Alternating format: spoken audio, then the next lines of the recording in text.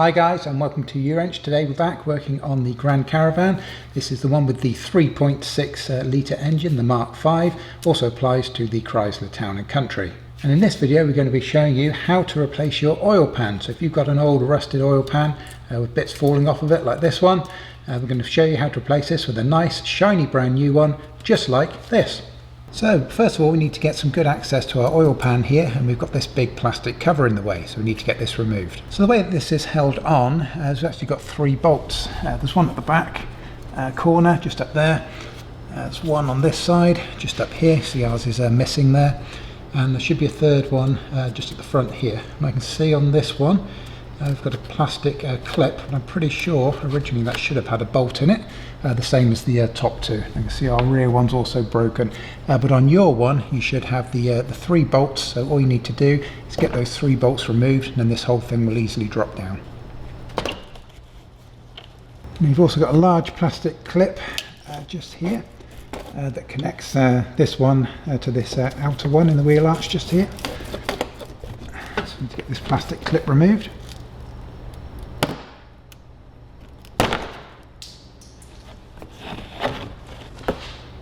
Now for that clip you can normally kind of get a flathead screwdriver just under the edge of it.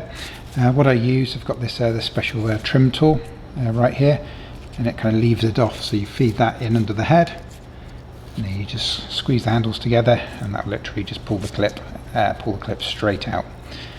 We'll add links for these. These are really useful tools to have, and they're not actually that expensive, so we will add some links to these on Amazon into the video description below, so if you want to check those out you can. So with that cover out of the way, as you can see we've got nice easy access now to our pan. Now there's several things that you're going to need to make sure that you've got before you tackle this job.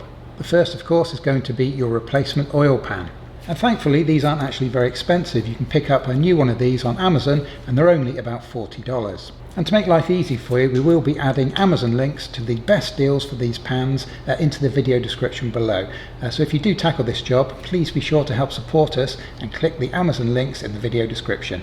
And the next thing you're going to need is either a gasket or an RTV gasket maker silicone. And we're going to be using the RTV during this installation, and again they're not very expensive. You're looking at about $10 to $12, and again you will find Amazon links in the video description for those as well. And the last thing you're definitely going to need, of course, is oil.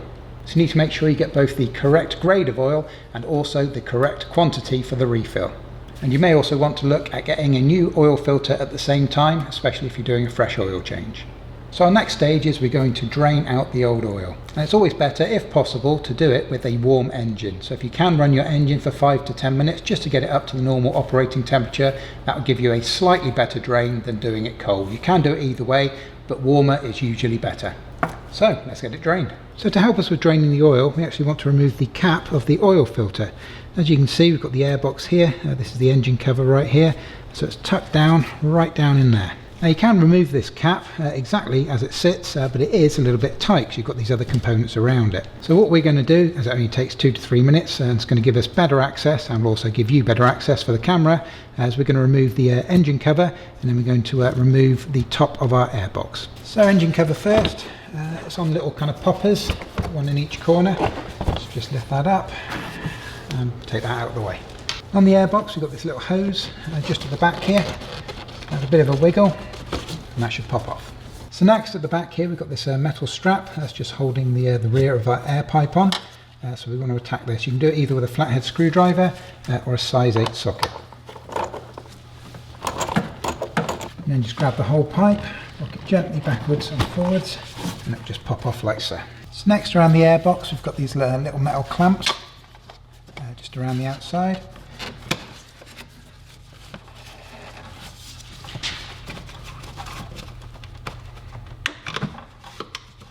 And with your metal clamps undone, just lift the front edge of your airbox up and then slide the rear forward, and you can just take the whole thing out with the pipe.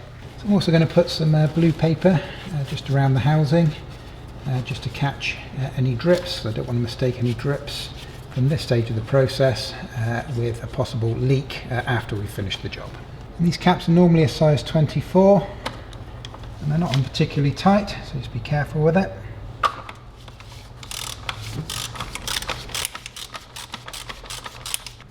carry on undoing that so that the seal is definitely broken, and that's going to allow air to enter, so that when you remove the drain pan plug, that will allow that to drain down.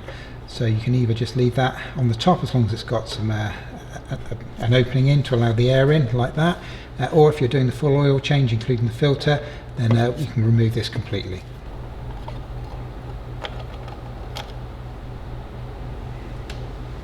So to give us access to our oil pan here to be able to drain the oil, obviously we're going to have to jack the front of the car up. In an ideal world, what you'd want to do is you'd want to have 2 jacks or 2 axle stands so that you can lift both sides of the car evenly and have it propped up whilst you do the work. And on the Grand Caravan here, when you actually jack up the front of the car, it actually helps you with the drain as well, because the drain plug on these is actually at the back of the pan. Then when you lift up the front of the car, all the oil naturally runs towards the back, so it actually helps with the drain on these cars. And also, when it comes to jacking up your car, it should always be safety first. You should always make sure you've got your parking brake engaged. And whatever it is you use to prop up your car, ideally axle stands, you need to make sure it's both safe and secure. And with that parking brake engaged, that should stop the car from being able to roll. So get your car jacked up, and then we'll look at the drain plug. So you want to come around to the rear of the pan, and this is where you'll find the drain plug. You want to find the correct size socket for your drain plug, and then we're going to unscrew the drain plug, and you've got to make sure that you've got your drip tray ready to catch the oil.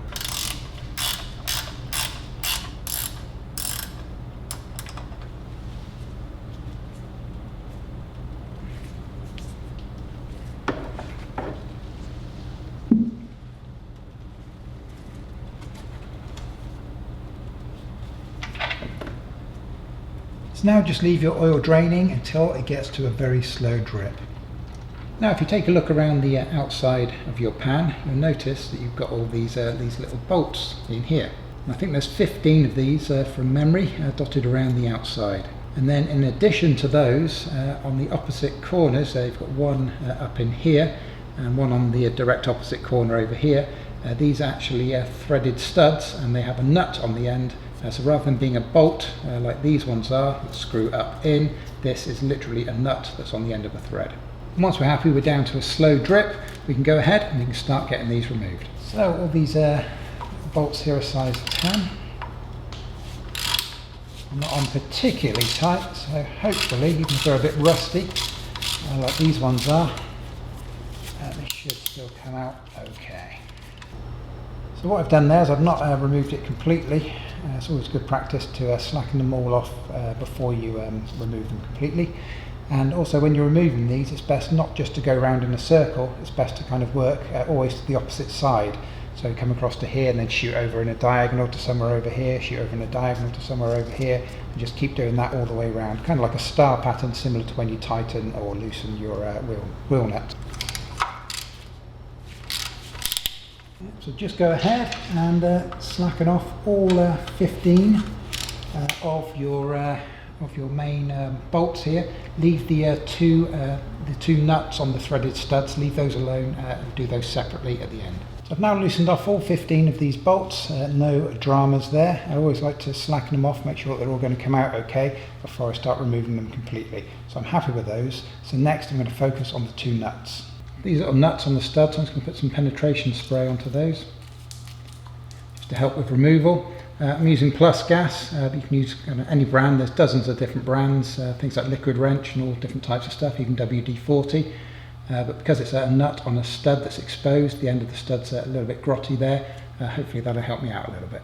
So for these nuts, I want to make sure that I push the bit, mine are a bit rusty, as far in as I can. I want to make sure I don't round these off. What I'm going to do just for the moment is I'm going to make sure that they do start to move. Yeah, they're going to be okay. And then I'm going to tighten that one back up. I'm going to do the same with the one on the opposite corner, just to make sure that they're okay and healthy enough to be removed. We're not going to have any major dramas. And then once I'm happy with the 2 nuts, I'll do those back up. So those will be the main thing that are holding it on, as well as the RTV gasket. And then I'll go ahead and remove all of these bolts.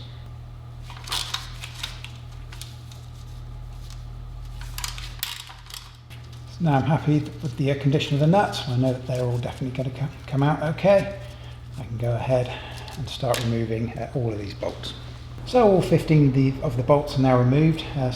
What's holding this on now is the 2 nuts on opposite corners, and of course in our case this has been sealed before with the RTV gasket maker, so that will be almost glued on there as well. So we don't have to worry about this falling off. If you've got like a rubber gasket in there rather than RTV, then of course when you undo these two, there's literally nothing else holding it on. So I'm going to go ahead and remove these 2 nuts now. As I said before, I know my pan's not going to drop because in our instance here it's been sealed with the gasket maker previously, so I haven't got to worry too much about it. And you might get, as we're getting here, is the nuts not come off of the head, but the whole of the thread has come down. So we'll see how well that does up at the end of the process. But theoretically, that shouldn't be an issue. Just a quick note on the removal of the nuts here. When you remove these, there's actually 2 different things that can happen. And when we did this, we had it happen one way on one and the other way on the other, so we can show you both. So the first thing that happened is you'll start to undo it, and what will happen is actually start to undo the threaded rod, and so the whole thing will come off, and so the nuts are pretty much kind of rusted on a little bit there, and so the whole thread will come out like that. Alternatively, the thread will stay stuck up in there, and you'll end up just taking the nut off, so the threaded stud is still sticking out of the hole. Now ideally what you want to do is you actually want to get these threaded rods removed, and they actually tell you to remove these in the Dodge Workshop manual. And there is a technical reason for it, but to do this job properly as per the Dodge recommendations, we really want to get rid of these studs. One of the main reasons we want to get rid of these studs, especially if you've got 2, one on each corner, is going to make removing the pan extra difficult, because you've essentially got these 2 things which are removable that you're trying to wrestle the whole pan around.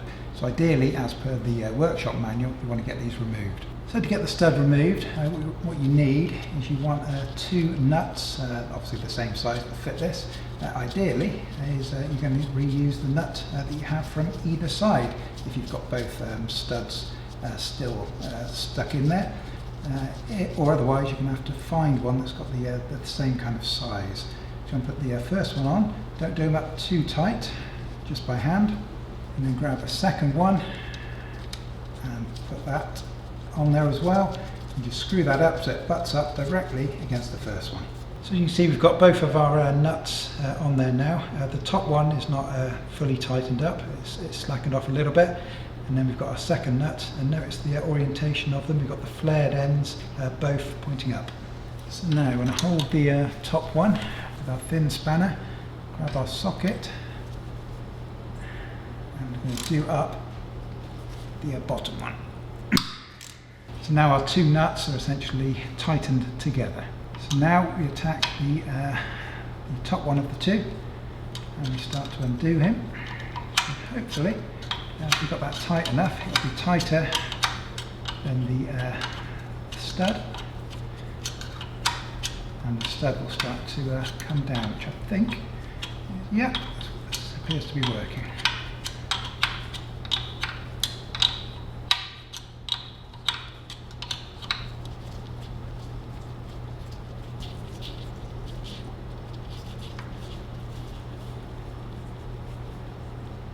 And just a quick note on this as well is, remember, if your 2 threaded rods are pointing out and you don't want to remove them as per the Dodge Workshop manual, you still can do it with leaving them in place. It can just sometimes be a little bit harder to get the pan off. So now I've got all of those fixings removed, it's time to remove the pan. And if your old pan was held on by a rubber gasket, then this step should be super easy. If however you've got the factory option, which is using the RTV gasket maker, that's going to be a little bit trickier. And the Dodge Workshop manual recommends that when you do this, you do it applying sideways pressure to the actual pan itself. The reason for that is they're actually trying to avoid you getting tools like a pry bar and trying to stick that in that gap and prying it off that way, because they're trying to ensure that you don't do any damage to the bottom of your upper pan, this aluminium section above the actual pan itself. However, in reality, it's not always that simple. This RTV gasket stuff can be really sticky stuff and can be quite hard to get out. So it's worth giving it a few bangs and seeing if it will slacken off, but if it won't, you may well have to pry it off. But if you're going to do that, of course, you need to be very careful. And the other thing to mention, if you are trying to get it off by using the kind of sideways pressure method as per the Dodge Workshop manual, then that doesn't work at all if you've still got those two threaded studs in, because obviously you'll just be hitting it, but the threaded stud will be stopping it from moving. So if you have got the two studs left in, then really the only way is to start attacking the seal here and trying to split them apart. Remember, when you do get this off, it will undoubtedly have some remnants of oil in it, so make sure you've got your drip tray at the ready.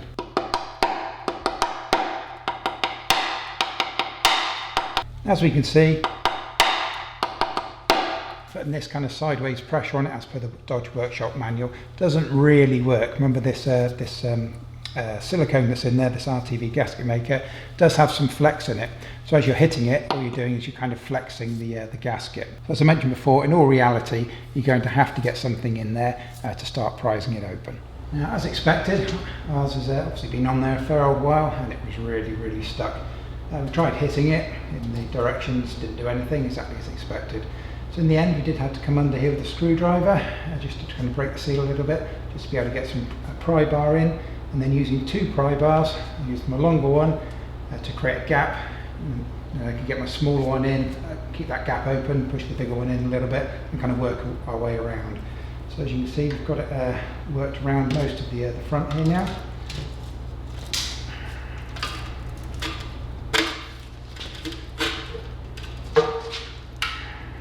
And that's the old pan down. So as you can see, these can be quite tricky to get off when they've been sealed with the RTV previously.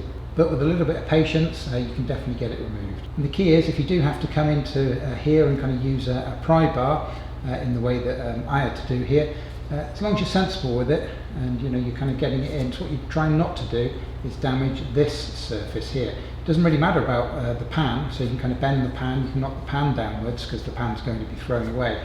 What you don't want to be doing is, like, if you're putting a screwdriver in here, you don't want to be pointing it upward and hammering it and putting big scratches or gouges into this surface. And likewise, when you are put the pry bar in, what I was trying to do is put the pry bar in with the head like that and then move it up this way rather than the other way, so I wasn't coming off the tip and putting pressure into this surface here. But that's the key, just a little bit of patience, and just remember, if you do have to pry it off, that the surface that you're trying to save is this surface, and don't worry too much about the pan because that's going to be thrown away. So now grab yourself a razor blade or a similar scraper, and you just want to very carefully just go around, and you want to get off all the remnants of the old gasket maker. When you do this, whatever it is you're using, try and keep the blade relatively flat in relation to the surface. You don't want to be cutting in at an angle, you don't want to put any scratches or scrapes accidentally into your surface here. So now I'm going to grab my brake cleaner. I'm just going to make sure I give this whole surface a really good clean using a brake cleaner. The reason that brake cleaner is so good for this is because it evaporates really quickly. It's kind of a solvent based cleaner, so it's a little bit better than degreasers. So ideally use your brake cleaner and give that surface a nice good clean.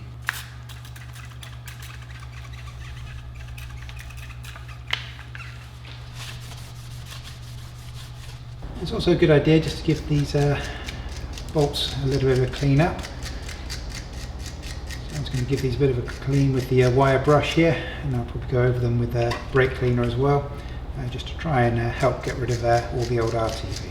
I'm also going to clean up my my little studs here as well, and I'm going to use these nuts. I'm going to put this on here to try and get this this one removed, and same with the other nut there. Brake cleaner.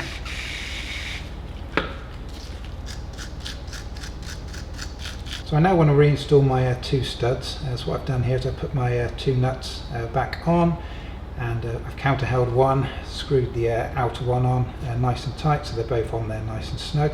So now I can offer that up, screw that in all the way, and then I can again counter hold my my upper nut and get the socket on the lower one and then separate them, take that nut off, take that nut off, and that will leave me with just the stud tightened up. And when you come to reinsert these studs, if you look just around the halfway mark, you can see that there's a section that has no thread on it, and that's what separates the upper and the lower.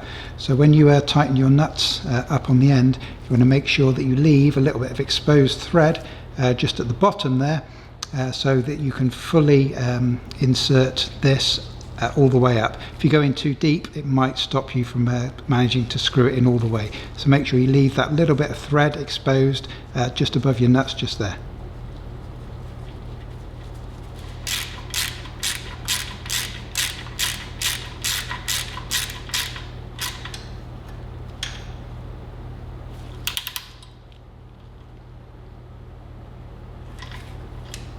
What you find, you get to the point where it just stops. That's because that threaded part has run out, and hopefully you've still got a little gap between the head of your top nut there and the top the mating surface just there.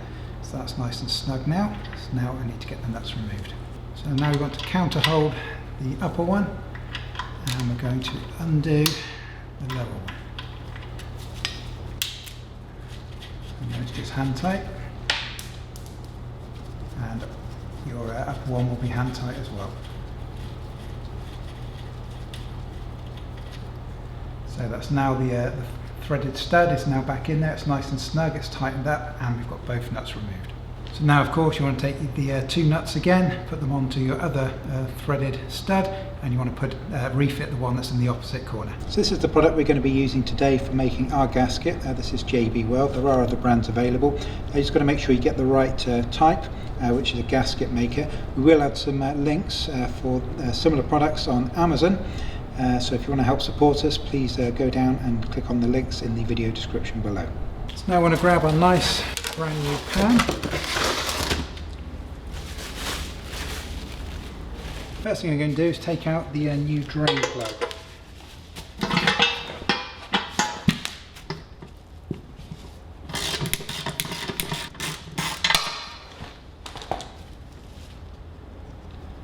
Just put that safely to one side. And the reason that I removed the plug there is because soon we're going to be sticking this onto the vehicle, and of course it is still slowly dripping with oil. And so what I don't want to happen is I don't want oil to build up in here. It should have nowhere near enough to fill this in theory. This is just good practice. But the theory is you don't want the oil coming up and attacking your RTV whilst it's drying. So by leaving that out, then if any build up of oil will just go straight out of that hole, and you can just leave your drip tray underneath this. So now I'm going to grab my brake cleaner again, and I just want to clean this surface where it's going to meet. So make sure there's no kind of grease or contaminants on there. So grab the brake cleaner, give it a good spray, and give that a good clean. And any remnants left in the middle, just give those a bit of a clean out as well. This stuff evaporates off very, very quickly, so you shouldn't have any issues with that pooling anyway. But again, just good practice just to dry that out. So next up, I'm going to grab our gasket maker. And just open the lid here. You need to pierce the top using the lid. And it comes with this little nozzle, and so you need to cut the end off depending on what size bead that you want. And we're looking at a bead kind of 2 to 3 millimeters. So there's about perfect.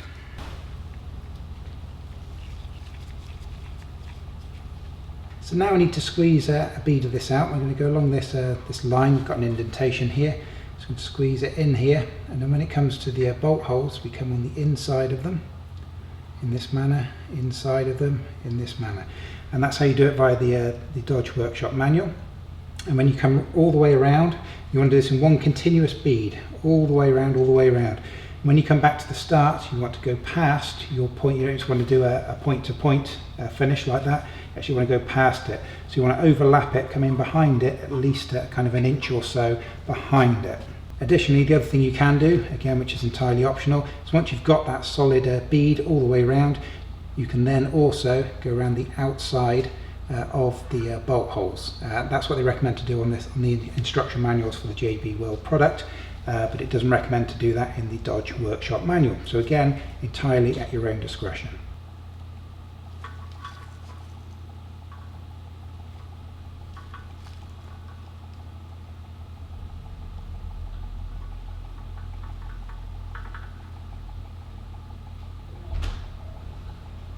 When you go around the bolt holes, it doesn't matter if you get a little bit in the hole, it doesn't matter, but make sure that you're on the flat part, that kind of don't go down the side into the pan. So obviously that won't mate up with the surface that you're trying to attach it to. So always make sure that that bead is on the flat part, even if you get a bit in the hole, it really doesn't matter. If you're unsure, a little bit there didn't come out as quickly as I'd wanted it to, you can always put more on. It's better to have a little bit too much than it is not enough. As I mentioned before, when you come back to the start, double thickness, so you've got a good solid overlap. So next, just have a good look around it. Like I said before, make sure that you're on the flat parts, and if you need to add a bit more, it's not a problem. You can always add a bit more. It's just very, very important, if you do, that you don't break any of the bead that you've already put there. So if you want to get a little bit closer to the holes, you can do that. You can double the bead up. Just make sure obviously you don't break the bead that you've just spent the time creating. And for the optional part, this is the part that the JB Weld recommends. You can also come around the outside of the bolt holes and join it back up like that. This, as I mentioned before, this is entirely optional, and the Dodge Workshop manual doesn't specify to do this. So let's give it a final check over. If you've got any little points that you think it might be a little bit thin, just come to the outside of it rather than the inside of it. Just put a little bit more on. Just make sure you're 100% happy with everything that you've got. Like I said, it's better to have a little bit too much than not enough. So have a little look around. If you feel it's a bit thin, you want to put some more on, now's the time. Another quick blast with our brake cleaner, just to make sure we're 100% happy, good and clean. It's important that your pan is installed as quickly as possible. You don't want to wait kind of more than 15, maybe 20 minutes maximum between applying that and getting this on. Remember your drain plug there, that's going towards the back of the engine, and we've got our two threaded studs in there. So I've got the nuts in my hand ready to go, so I'm just going to put this up, push it together and get these two nuts hand tightened.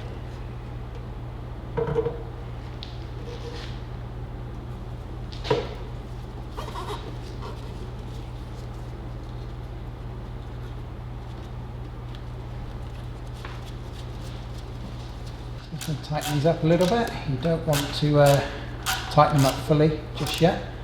So see, we've still got some movement there. Just trying to take most of the movement out of it.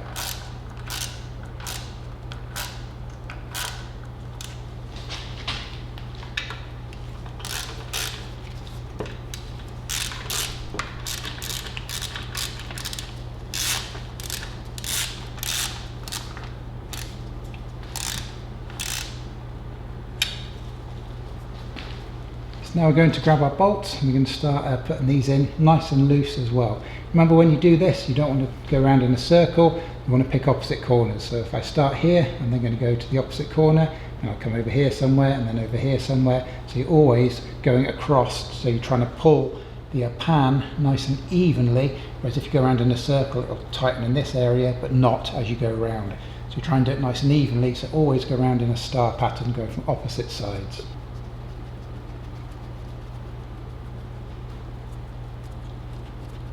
Okay, so as you can see, I've got all of these nuts in very, very loosely now, just by hand. So I'm ready to start closing the gap up. So I'm going to grab my wrench here. Now, very important with these are only going to go up to, I think it's 11 Newton meters. I'll confirm that when we talk them up. But what we're looking to do is we're just looking to close the gap now and just squeeze out a nice even layer of the RTV. So again, as we tighten these up, we're not going to go around in a circle, we're going to go opposites. And what we're looking to do is just close them up. So we're not looking to tighten them up.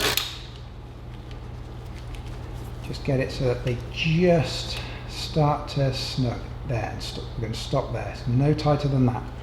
And then again, go to another one towards the back here. And then do exactly the same thing. So we're not tightening them. We're getting them so they're just starting to tighten. And then we're stopping there. And what that will do is that will start to squeeze the RTV. And that will get us ready for the next stage once we've done all of these, which will be torquing these up to the correct spec. So for our next step, we need to get these torqued up. Now, the JB Weld instruction manual recommends that once you've got it together like this and you've just snugged these up, you should leave the product for an hour before you do the final tightening. So we've now left this for an hour for the JB Weld. You should always follow the instructions that are on your particular product. For the JB Weld here, they recommend to leave it for an hour before you do your final tighten. So on our 3.6 Grand Caravan here, these need to be 11 Newton meters. And again, when you're doing these, just don't go around in a circle, go from opposite sides, so always kind of zigzagging from one side to the other.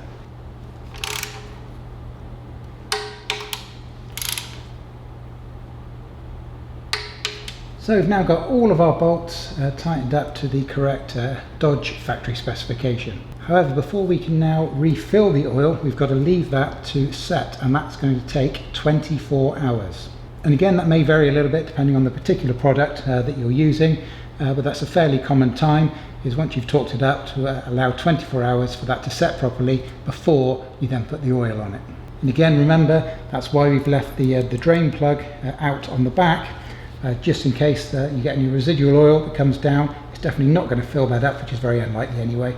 But you know it's definitely not going to fill this up and interrupt the drying process on the seal here. So let's leave that for 24 hours and then we'll come back and crack on with the process. So as we're now leaving the car for 24 hours, I'm just going to put a bit of blue paper over my open housing there and over my air filter as well, just to make sure we don't get any contaminants. So thanks to the magic of video, what's taken 2 seconds for you to watch has taken 24 hours here. So as we can see, our RTV is now nice and dry, and so we're good to go. So before we refill our oil, obviously we've got to put our drain plug back in and get it torqued up. This is a size 17 on our particular cap. Grab your torque wrench and torque it up. It should be 27 Newton meters, which is 20 foot-pounds. So our next stage is we're going to lower the car back down so we can start refilling our oil. So because it's been a little while since the oil was last changed on this particular car, we are going to be doing a full oil change as part of the process. So we're going to be changing our oil filter. And this is the one that we're going to be refitting, and we will be adding Amazon links for the correct oil filters for the 3.6 Grand Caravan into the video description below. So if you do need any of these parts, please be sure to support us and use those links. So to get started, just pull the old one out of the cap and then we can throw this away. And then next, we've got this rubber ring around the top here, this little gasket. So we need to get this removed.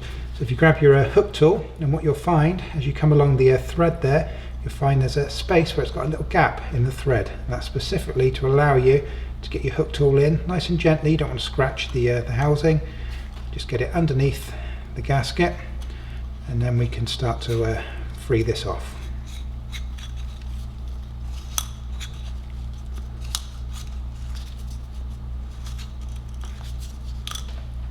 Give that a quick wipe over.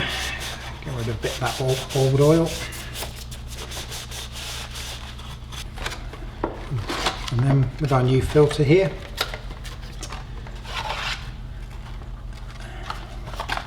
we should also have the brand new replacement O-ring gasket. When it comes to these gaskets, you should never put these in dry. So what we're going to do is we're going to grab a little bit of our brand new oil that we're going to be using for refilling our engine, and we're going to put a coating of that onto this so we get a nice wet seal. So all we want to do is give it a nice even coating all the way around. This will give you a better seal and it will help prevent anything drying out. Now, once we've done that, we can fit that back onto the cap.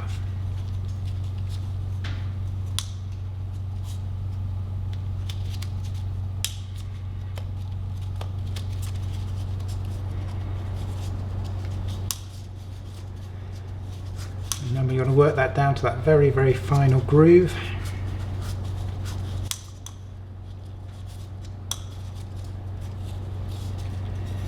Like that. I'm just going to give it a final coating of the new oil. Now grab our new filter. It's got little plastic tabs on the end of it, and in the end of our cap we've got like a little kind of hex shape in there. And so as we press this down, this should snap into the center of that hexagonal shape. That's it. Ready to go. Now go ahead and put the oil filter back in. And as per the Dodge workshop manual, there's no need to pre-oil the filter, and there's no need to put any oil down into the housing. It can literally just go together like this. And it's a size 24. Just be careful when you're doing it up. And just get it so it just stops. It doesn't take a lot of torque to tighten these up, so don't overdo it. Now I'm just going to grab my mirror tool and I'm just going to have a look around the outside here just to make sure that my gasket went inside the housing properly and we've not got anything that's kind of popped out the side accidentally. Yeah, let's just have a quick look around the outside, make sure you're happy. That is perfect. Next we need to torque it up. It normally says on the cap this one is 25 Newton meters.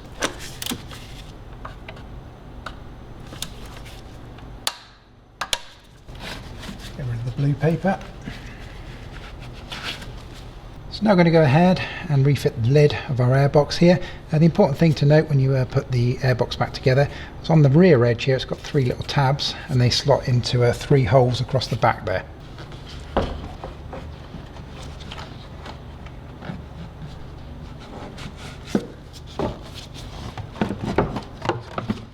Push the hose on, and I don't know whether you can see it, but there's a little cutout just at the top there. And a little piece of the rubber hose that must fit into that. Like a little square cutout and a little square bit of the hose. Just make sure that they align on the top.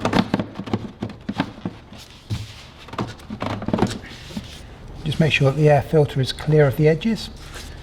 And you want to lean the back in first to engage the 3 tabs. And then push the lid gently down. Just make sure that you haven't got any of that air filter poking out the sides. If that's looking good, go ahead and put your 3 clips back down.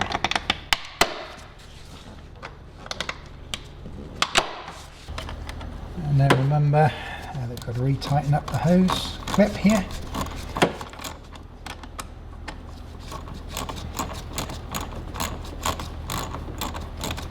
And you don't want to over tighten this, you just want to get it nice and snug.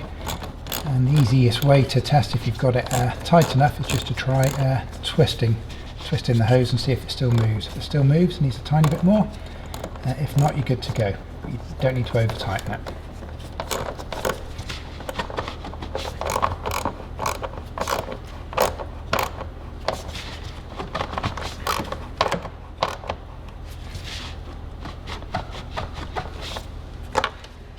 Remember we had this little air line here. Just plug that back in on the rear of the lid here. Going to give the oil filler lid a quick clean here, just to make sure we don't get any contaminants in there when we're putting our nice fresh clean oil in.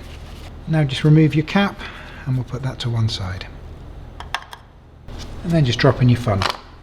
So this is the oil we're using today, Castrol GTX 5W20. It's worth noting that the oil spec can vary a little bit depending on what region that you're in. But for us here in Canada, the correct spec is 5W20. But you should always check your vehicle handbook just to make sure that you definitely got the right oil for the job. And the capacity on this vehicle is 5.6 litres. Now you never manage to get every single drip of oil out of that system when you drain it, so you might not get the full 5.6 back in, but you're going to be somewhere close. Now because the capacity is 5.6 litres, what I've got here is a 5 litre container. So what I'll probably do is I'll probably put about 4.5 litres in, maybe a touch more, 4 3/4 litres, somewhere around there, and then I'll be starting to check the levels. So I can put most of this container in. I've got about half a litre left in the bottom. This is quite handy on this Castrol container. It's got this little see-through thing on the outside here. So I'm now going to check my level. Yeah, so we're showing somewhere around this level here, so we're just below the bottom of the safe marker there. So because I was below the minimum, I'm just going to put a little bit more in, about another 1/4, so I'll be about 4 3/4 litres approximately, and we'll check again. Yeah, so that's a lot better. We're now just on the bottom of our safe mark.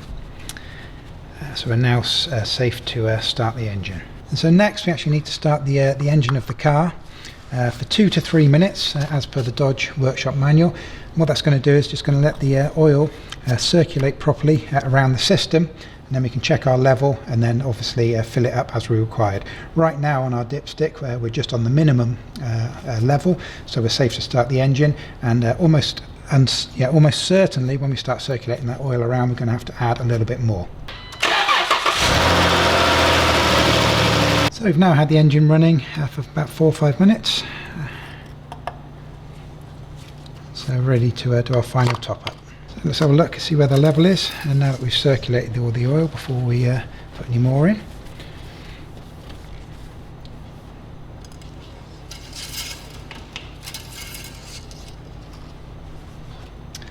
And yeah, we've dropped a fair bit. Before we were just around the just on the edge of the safe mark here, and we've dropped down to about this level here. So I think this is going to take pretty much bang on our 5.6, so we'll see. So I now finish off the first container, so I've got my 5 litres in there, and I've got a second one here. This one's been used before, so we've got it's only up to about this level. So what I've done, I've actually marked what the 0.6 of a litre is on there, so I know what level it should take. And it's always worth remembering when you're adding oil to the car that less is more. It's better to put not enough in, check it and then top up, than it is to put too much in. It's a lot easier to put more in than it is to try and get it out. And so we'll just check it again. We're about 5.2, somewhere around there. And so yeah, we've come up on the dipstick again. We're just around this level, about 0.5 centimetre, 3/4 centimetre under the bottom of our safe mark. So we definitely need a little bit more.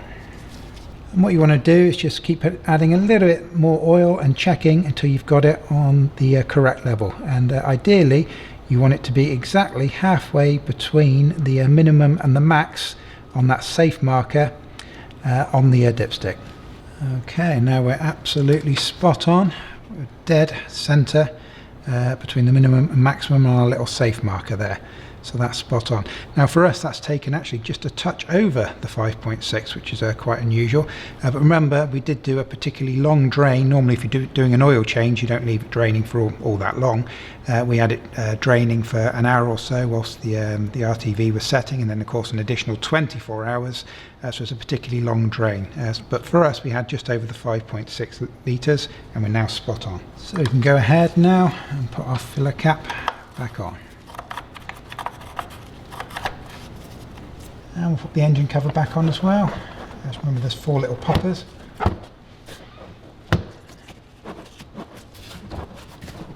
So we've now finished in the engine bay, so what we should do is go back down underneath and check that we haven't got any leaks on our new gasket.